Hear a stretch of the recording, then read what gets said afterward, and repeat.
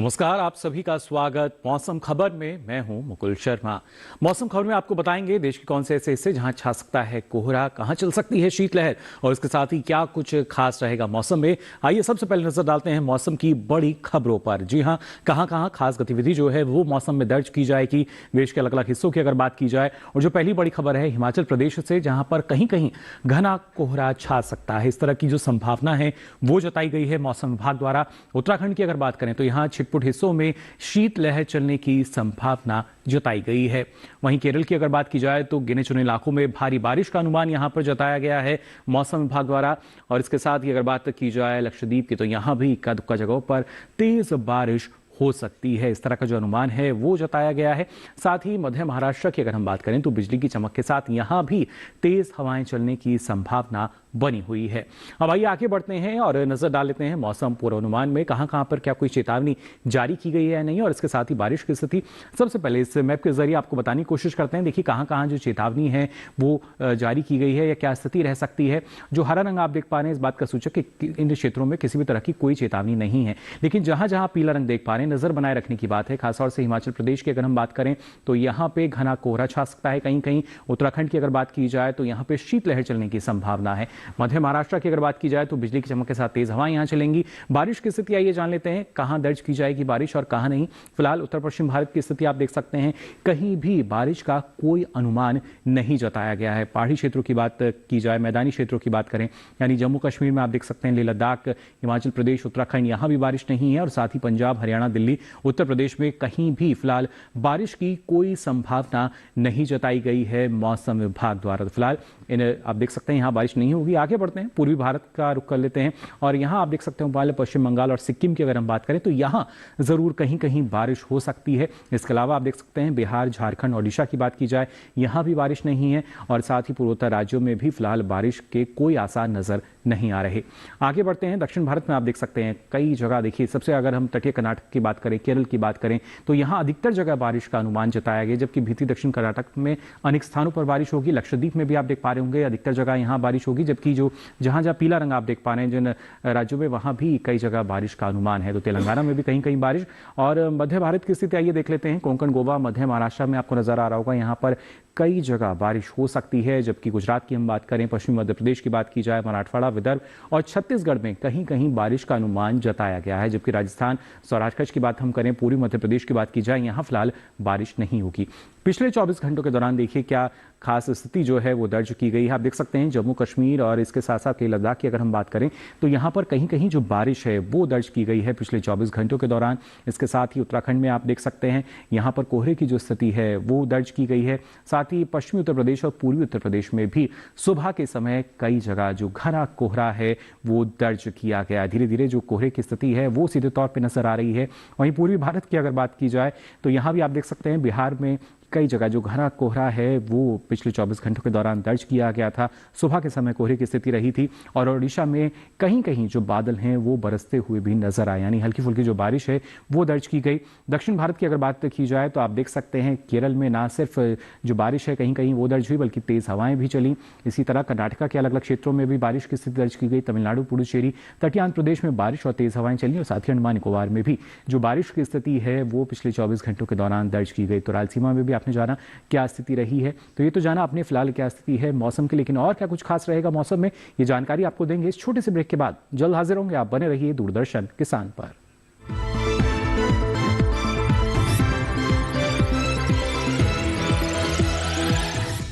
हमने फसल बीमा योजना को अधिक प्रभावी बनाया, उसके दायरे में ज्यादा किसानों को लाए। नहीं है डर, नहीं फिकर, मिली हमें नई डगर। फसल का करवा के बीमा, किसान की चिंता को छीना। हुआ सुरक्षित कल, सुरक्षित फसल निश्चित किसान। फसल बीमा सबका समाधान। आज ही प्रधानमंत्री फसल बीमा योजना से जुड़ें और फसल नुकसान से होने वाली आर्थिक हानि से निश्चिंत हो जाएं, ताकि प्राकृतिक और स्थानीय आपदा पर भी फसल नुकसान होने पर आप उसकी सही कीमत पाएं। प्रधानमंत्री फसल बीमा से जुड़ने के लिए आज ही नजदीकी कृषि कार्यालय, सहकारी समिति, बैंक शाखा, अधिकृत बीमा कंपनी या जन सेवा केंद्र में जाएं। क्योंकि सुरक्षित फसल निश्चिंत किसान, फसल बीमा सबका समाधान। कृषि एवं किसान कल्याण मंत्रालय, भारत सरकार। Got it. सोचिए, अगर असल जिंदगी में ऐसी हालत हो तो कितनी मुश्किलें होती हैं, लेकिन शुक्र है बैंकिंग के लिए नहीं। अगर आपकी उम्र 70 साल से अधिक हो, क्या आप दिव्यांग हो, तो बैंक आपको कुछ जरूरी बैंकिंग सुविधाएं घर बैठे बैठे दे सकता है। आरबीआई कहता है, जानकार बनिए, सतर्क रहिए।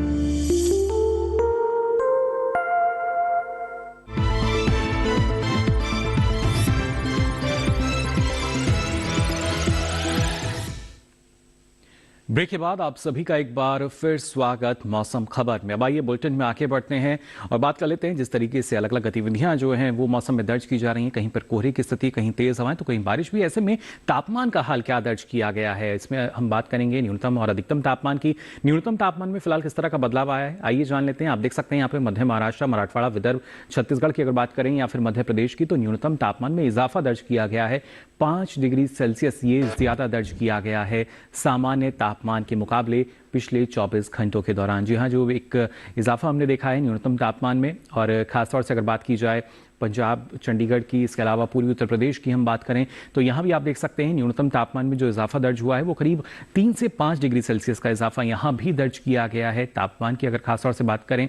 और वहीं तेलंगाना की बात की जाए, तटीय आंध्र प्रदेश की हम बात करें या फिर रायलसीमा, यहाँ करीब 1 से 3 डिग्री सेल्सियस का इजाफा जो है वो न्यूनतम तापमान में दर्ज किया गया है सामान्य तापमान के मुकाबले। और खासतौर से अगर बात हम यहाँ करते हैं सबसे कम तापमान की, तो पश्चिमी राजस्थान के चूरू में दर्ज किया गया और यहाँ तापमान रहा 5 डिग्री सेल्सियस। तो ये तो बात हुई न्यूनतम तापमान की। अब आइए आगे बढ़ते हैं और अधिकतम तापमान का हाल जान लेते हैं। फिलहाल किस तरह का बदलाव इसमें दर्ज किया गया है। तटीय कर्नाटक, केरल की अगर बात की जाए तो यहाँ अधिकतम तापमान करीब 5 डिग्री सेल्सियस कम दर्ज किया गया है पिछले 24 घंटों के दौरान। आपने जाना भी था कि न सिर्फ बारिश बल्कि जो हवाओं की स्थिति थी वो यहाँ पे दर्ज की गई थी, उस वजह से कमी यहाँ पर आई है अधिकतम तापमान में। भीतरी उत्तरी कर्नाटक की बात की जाए, भीतरी दक्षिण कर्नाटक की हम बात करें तो यहाँ भी एक कमी जो है वो हमने देखी है अधिकतम तापमान में। करीब 3 से 5 डिग्री सेल्सियस की जो गिरावट है वो यहाँ तापमान में दर्ज की गई है सामान्य तापमान के मुकाबले। वहीं अगर हम बात करते हैं जम्मू कश्मीर, लेह लद्दाख की, तो यहाँ भी आप देख सकते हैं अधिकतम तापमान करीब 1 से 3 डिग्री सेल्सियस कम दर्ज किया गया है पिछले 24 घंटों के दौरान, क्योंकि यहाँ भी कहीं कहीं जो बारिश की स्थिति थी वो बनती हुई नजर आई थी हमें पिछले 24 घंटों के दौरान। और साथ ही उपनाले पश्चिम बंगाल, सिक्किम की अगर हम बात करें तो यहाँ करीब अधिकतम तापमान में इजाफा देखने को मिला है। 3 से 5 डिग्री सेल्सियस ज्यादा दर्ज किया गया है अधिकतम तापमान सामान्य तापमान के मुकाबले। और इसके साथ ही झारखंड और ओडिशा में भी आप देख सकते हैं यहाँ पे भी इजाफा नजर आ रहा है अधिकतम तापमान में। करीब 1 से 3 डिग्री सेल्सियस का इजाफा यहाँ भी हमने देखा है।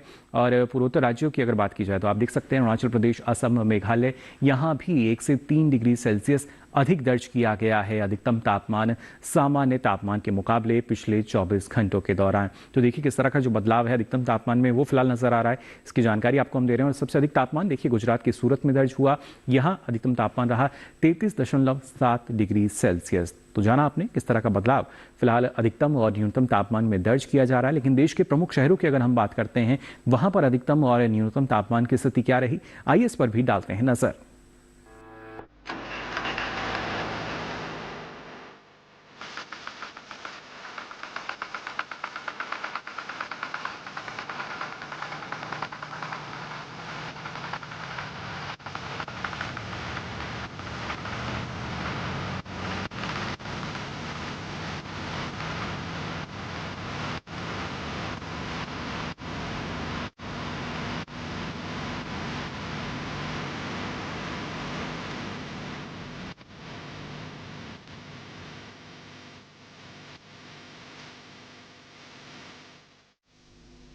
और इसी के साथ ही बुलेटिन में यहाँ वक्त हो चला एक और छोटे से ब्रेक का। ब्रेक से लौटेंगे तो आपको बताएंगे और क्या कुछ खास रहेगा मौसम में।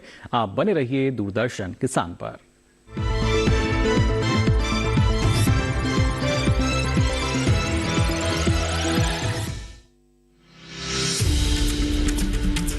अगले 1 साल में हमारा प्रयत्न रहेगा कि G20 नए विचारों की परिकल्पना के लिए और सामूहिक एक्शन को गति देने के लिए एक ग्लोबल प्राइम मूवर की तरह काम करे। G20 के नेतृत्व से अब भारत करेगा वसुधैव कुटुंबकम को साकार। इसके हैं कई पहलू, जैसे डिजिटल ट्रांसफॉर्मेशन, लाइफ जैसी नई पहल, इंक्लूसिव ग्रोथ, महिलाओं के नेतृत्व में विकास।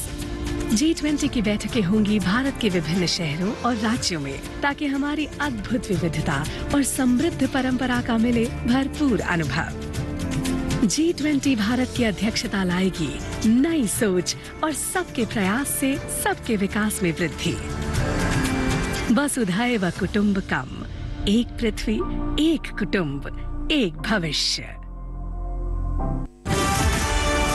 ये भूमि सर्वधर्म समभाव की भूमि है। काफिरों को उनकी औकात जरूर दिखाना। आस्था का मूल्य प्राणों से अधिक होता है लुटेरे। फिर मरने के लिए तैयार हो जाओ। रूल सिर्फ हमारे रिलीजन का है। उस इंडिया का नामो निशान को मिटा देंगे। अब कोई भी मंदिर, किला या मस्जिद का निर्माण नहीं हो सकता। हमारी सहायता कीजिए। धर्म परिवर्तन करने के लिए विवश किया जा रहा है। इतने समय से हम सभी धर्मों के साथ शांतिपूर्वक रह रहे थे। अब समय आ गया है इन पशुओं को खदेड़ भगाने का, जिन्होंने धूर्तता की सीमा को पार कर दिया है। जीत या हार के लिए नहीं, हम अपने अस्तित्व के लिए लड़ेंगे।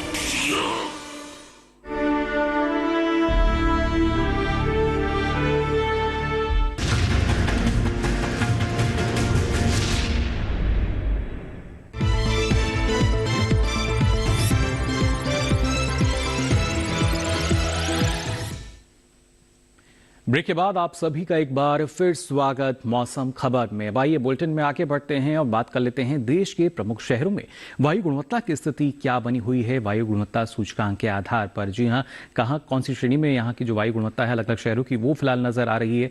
राजधानी दिल्ली की अगर सबसे पहले बात की जाए 242 गुणवत्ता सूचकांक रहा है, यानी थोड़ी खराब श्रेणी के अंतर्गत यहाँ अभी भी वायु गुणवत्ता बनी हुई है। पटना की अगर हम बात करें तो आप देख सकते हैं 379 गुणवत्ता सूचकांक दर्ज किया गया, जो कि जाहिर तौर पर बेहद खराब श्रेणी के अंतर्गत। वहीं अगर बेंगलुरु की बात की जाए तो 68 ये रहा और अच्छी स्थिति हम फिलहाल मान सकते हैं यहाँ पर वायु गुणवत्ता की।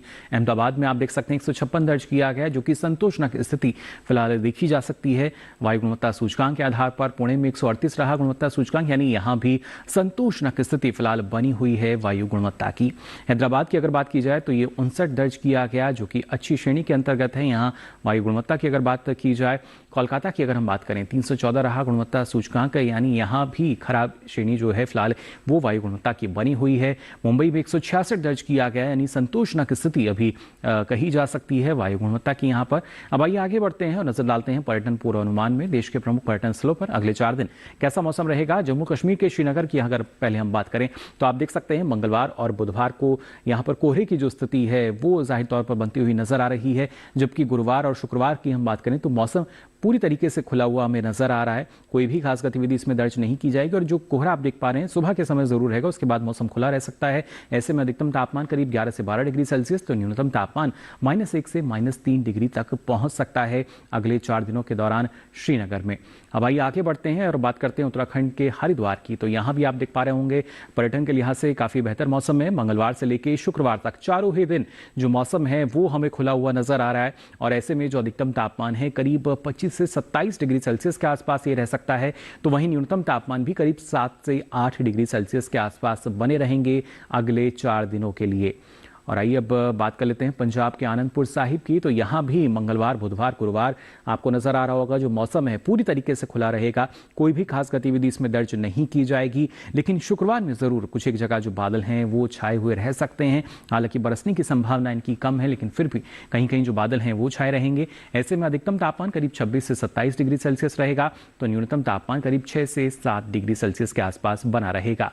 पश्चिम बंगाल के दार्जिलिंग की अगर हम बात करें तो यहाँ आप देख सकते हैं मंगलवार से लेकर शुक्रवार तक चारों ही दिन एक जैसी स्थिति है, यानी जो बादल हैं वो छाए रहेंगे अलग अलग जगहों पर। हालांकि इनके बरसने की संभावना अभी कम है, लेकिन फिर भी जो बादल हैं वो छाए हुए आपको मिलेंगे यहाँ। और ऐसे में अधिकतम तापमान करीब 16 डिग्री सेल्सियस तो वहीं न्यूनतम तापमान करीब 7 से 8 डिग्री सेल्सियस के आसपास रह सकता है अगले 4 दिनों के लिए। असम के सिलचर की अगर बात की जाए तो देखिए मंगलवार और बुधवार 2 दिन यहाँ भी सुबह के समय जो कोहरा है वो आपको यहाँ मिल सकता है। और उसके बाद गुरुवार शुक्रवार की अगर हम बात करें तो अगले 2 दिन बादल जरूर छाए रहेंगे कुछ एक स्थानों पर, हालांकि इनके भी बरसने की संभावना अभी कम है। और ऐसे में जो अधिकतम तापमान है करीब 29 डिग्री सेल्सियस, तो न्यूनतम तापमान आप देख पा रहे होंगे करीब 15 डिग्री सेल्सियस के आसपास रह सकता है अगले 4 दिनों के लिए।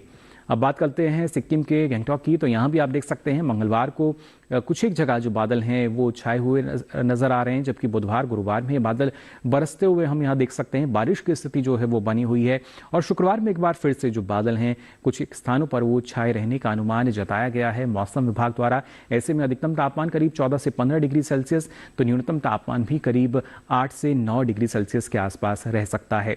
तमिलनाडु के कोयम्बटूर की अगर बात की जाए तो यहाँ आप देख सकते हैं मंगलवार और बुधवार 2 दिन बारिश की स्थिति जो है वो सीधे तौर पर बनती हुई नजर आ रही है अलग अलग स्थानों पर, जबकि गुरुवार शुक्रवार की हम बात करें तो यहां बादल छाए रहने की संभावना जताई गई है। कुछ एक स्थानों पर जो बादल हैं वो जरूर छाए रहेंगे। ऐसे में अधिकतम तापमान करीब 30 से 31 डिग्री सेल्सियस यहां रहेगा। केरल के कोट्टयम की अगर हम बात करें तो यहां भी आपको देखिए बारिश की स्थिति सीधे तौर पे नजर आ रही होगी। मंगलवार से लेकर शुक्रवार तक चारों ही दिन बारिश का सामना आपको यहां करना पड़ सकता है। थोड़ा सा सावधान रहें, सतर्क रहें। और खासतौर से ऐसे में जो अधिकतम तापमान है वो 31 से 32 डिग्री सेल्सियस रहेगा, तो वहीं न्यूनतम तापमान करीब 22 डिग्री सेल्सियस के आसपास रह सकता है अगले 4 दिनों के लिए। तो जाना आपने कोट्टयम में आपको कैसा जो मौसम है मिल सकता है, पर्यटन के लिहाज से मौसम जानना बेहद जरूरी। मध्य प्रदेश के सांची की अगर हम बात करते हैं तो यहाँ भी आप देख सकते हैं मंगलवार से लेकर शुक्रवार तक एक जैसी स्थिति फिलहाल बनी हुई है। ये कोहरा जो है यहाँ छाया रहेगा सुबह के समय में मंगलवार से लेकर शुक्रवार तक। हालांकि उसके बाद सुबह का समय जैसे खत्म होगा उसके बाद मौसम खुला हुआ यहाँ रह सकता है और अधिकतम तापमान करीब 27 से 28 डिग्री सेल्सियस रहेगा, तो न्यूनतम तापमान करीब 12 से 13 डिग्री सेल्सियस के आसपास बने रहेंगे। राजस्थान के उदयपुर की आइए बात कर लेते हैं, तो देखिए पर्यटन के लिहाज से यहाँ भी बेहतर मौसम है। मंगलवार से लेकर शुक्रवार तक मौसम पूरी तरीके से खुला रहेगा। अधिकतम तापमान इस दौरान करीब 25 डिग्री सेल्सियस रहेगा, तो न्यूनतम तापमान करीब 9 से 10 डिग्री सेल्सियस के आसपास बने रहेंगे अगले 4 दिनों के लिए। मौसम विभाग के अनुसार इस तरह का जो अनुमान है ये उदयपुर के लिए जताया गया है। अगर आप पर्यटन के लिहाज से यहाँ जाना चाहते हैं तो ये जरूरी कि वहाँ का मौसम आप जान लें और उदयपुर में देखिए किस तरह का मौसम रहेगा ये आपने यहाँ पे जान लिया है। और ये काफी महत्वपूर्ण, क्योंकि ना सिर्फ पर्यटन के लिहाज से बल्कि जब कृषि के लिहाज से हम देखते हैं, फसलों के लिहाज से हम देखते हैं तो मौसम की जानकारी लेना उतना ही महत्वपूर्ण होता है। और ऐसे में हमारे जो किसान हैं मौसम को ध्यान में रखते हुए अब कौन कौन से कृषि कार्य कर सकते हैं आइए जान लेते हैं इस रिपोर्ट में। हिमाचल प्रदेश में सरसों की बुआई करें, सरसों के खेत में निराई कर ले। किसान कपास की बुआई कर सकते हैं। यहाँ गेहूं के खेत से खरपतवार निकाले। हिमाचल के किसान गेहूं के खेत में सिंचाई करते रहे। वहीं मटर की बुआई करें। अभी फूल गोभी के खेत से घास फूस निकाले। फूल गोभी की बुआई करें। हिमाचल में प्याज की रुपाई कर सकते हैं। इसके साथ ही पत्ता गोभी की बुआई के लिए समय उपयुक्त है। इसी तरह ब्रोकली की भी बुआई करते रहें। किसान मूली और गाजर की रुपाई कर सकते हैं। इसके अलावा आलू की खुदाई कर लें। हिमाचल प्रदेश में टमाटर की तुड़ाई करें। उत्तराखंड में गेहूं के खेत में सिंचाई कर ले। गेहूं के खेत में पर्याप्त नमी बनाए रखें। गेहूं के खेत में निराई करें। साथ ही प्याज की रुपाई कर ले। प्याज के खेत में जरूरी उर्वरक डालें। किसान तिल की बुआई कर सकते हैं। इस समय लहसुन के खेत में निराई और गुड़ाई करते रहें। उत्तराखंड में काबुली चने की बुआई कर ले। इसके साथ ही सरसों की बुआई कर सकते हैं। किसान गाजर के खेत से खरपतवार निकाले। गाजर के खेत में सिंचाई कर ले। गाजर के खेत में ही जरूरी उर्वरक का इस्तेमाल कर सकते हैं। वहीं गन्ने के खेत में सिंचाई करते रहें। गन्ने की कटाई करें। उत्तराखंड में जौ के खेत में निराई और गुड़ाई कर ले। तो जाना आपने इन राज्यों में किसान कौन कौन से कृषि कार्य फिलहाल अभी कर सकते हैं। अब आइए आगे बढ़ते हैं और आज की फसल में आपको जानकारी देते हैं बैंगन की खेती के बारे में। इस दौरान आपको किन बातों का ख्याल रखना होगा और कैसे इस मौसम के अनुसार आप अच्छी उपज ले सकते हैं, आइए जान लेते हैं इस विशेष रिपोर्ट में।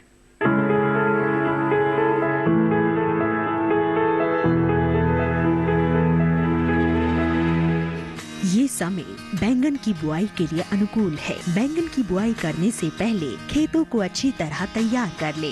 खेतों की जुताई कर जमीन को समतल कर ले। बुआई करते समय पौध से पौध की दूरी 60 सेंटीमीटर और पंक्ति से पंक्ति की दूरी 60 से 75 सेंटीमीटर रखें। किसान बैंगन की कई किस्मों की बुआई इस समय कर सकते हैं, जैसे पूसा श्यामला। बैंगन की ये किस्म लंबे आकार की होती है। इस किस्म की बुआई पंजाब, उत्तर प्रदेश, बिहार और झारखंड में कर सकते हैं। इस किस्म की 1 हेक्टेयर में 390 क्विंटल पैदावार ले सकते हैं। इसकी शाखाएं सीधी होती है और पौधा कांटा रहित होता है। पूसा पर्पल क्लस्टर की बुआई भी की जा सकती है। ये किस्म उत्तरी भारत के मैदानी और पर्वतीय इलाकों के लिए अच्छी होती है। 1 हेक्टेयर में 200 क्विंटल पैदावार ली जा सकती है। इसकी लंबाई 10 से 12 सेंटीमीटर होती है। इसका रंग गहरा बैंगनी होता है। इसके अलावा पूसा अंकुर की बुआई की जा सकती है। इस किस्म का आकार गोल होता है। पूसा अंकुर राजस्थान, गुजरात, हरियाणा, दिल्ली, मध्य प्रदेश और महाराष्ट्र में लगाने के लिए काफी अच्छी है। 1 हेक्टेयर में 350 क्विंटल फसल ली जा सकती है। पूसा उत्तम भी लगा सकते हैं। इसका आकार भी गोल होता है। बैंगन की इस किस्म की बुआई पंजाब, उत्तर प्रदेश, बिहार और दिल्ली में की जा सकती है। बुआई के तुरंत बाद पहली सिंचाई करें। ध्यान रखें कि दवा का छिड़काव विशेषज्ञों की सलाह से मौसम साफ रहने पर ही करें। तो जाना आपने कैसे आप सफलतापूर्वक इसकी खेती कर सकते हैं, लेकिन इसके लिए जानकारी होनी बेहद ज़रूरी। और ये सारी जानकारी अब आप देख सकते हैं डीडी किसान के यूट्यूब चैनल पर। इसके लिए आपकी टीवी स्क्रीन पर जो QR कोड दिखाया जा रहा है, इसे आप स्कैन करें। इसके बाद आप पहुंचेंगे हमारे यूट्यूब चैनल पर और यहाँ ये सारी जानकारी अब आप कभी भी कहीं भी ले सकेंगे मौसम खबर के साथ।